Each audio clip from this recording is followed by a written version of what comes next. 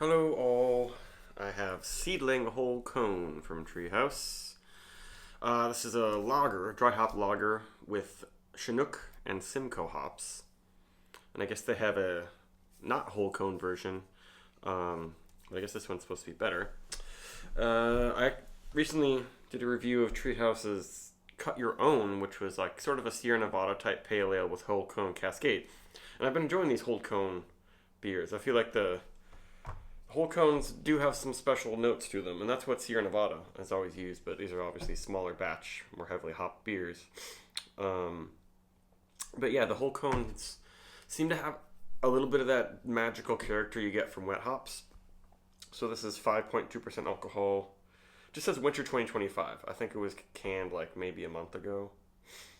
Um, they don't say if they use this year's freshest, just dried whole cone hops. That's what they did for the Cut Your Own. It just says beginning with whole cone Chinook in the louder ton, continuing through the dry hop.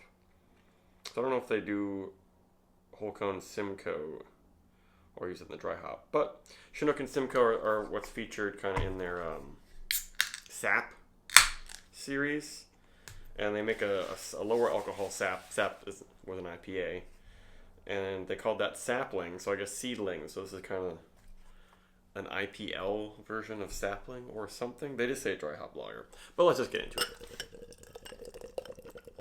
So yes, a lager, not hazy, and ooh, it's glass, not clean.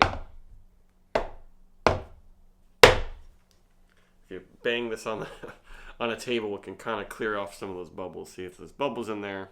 I guess this glass was sitting in the cupboard for a long time, and just like dust and particles gets in there. So there you go. It's got a little haze to it. Nice head and carbonation. But just a little haze. You can see my finger through there easily. Oh yeah. Yeah, Chinook, such a unique hop because it's kind of seen as one of those traditional American super piney hops, but it has elements of like tropical fruit in there. More so when you use it in an IPA, especially a hazy IPA. But this is weird. It's like peach and pine, kind of Christmassy, grapefruity.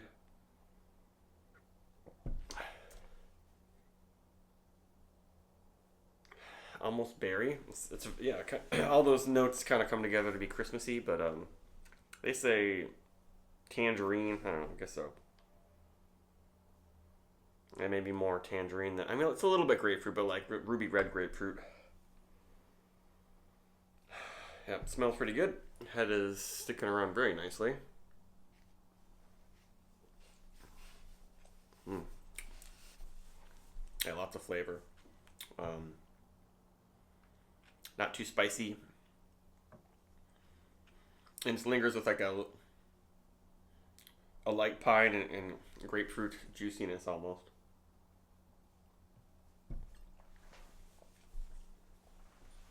A lot of times I don't like these pale lagers that are like using kind of IPA hops as much. I like more traditional pale lagers, but Chinook is just like not. I guess it's an American IPA hop, but it's sort of so old school that kind of works. I think with the herbal quality, and this is quite bitter too. Yeah, it reminds me of IPLs when those first came out and were popular. People make them now, but not as many. And a lot of times now, people like all the hoppy beers are made with Mosaic and Citra, stuff like that. And I don't like that in a lager as much. Like a Citra IPL just doesn't do as much for me.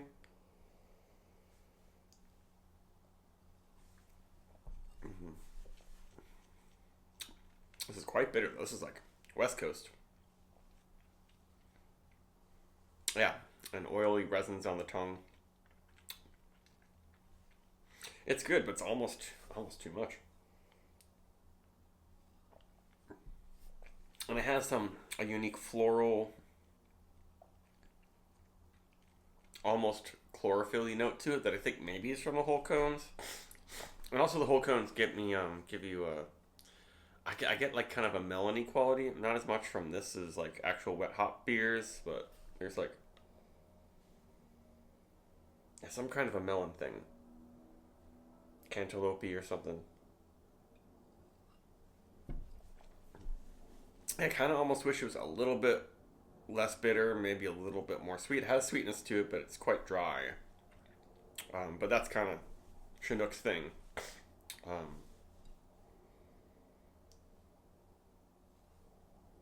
Also, just super clean, well made lager. But yeah, this is it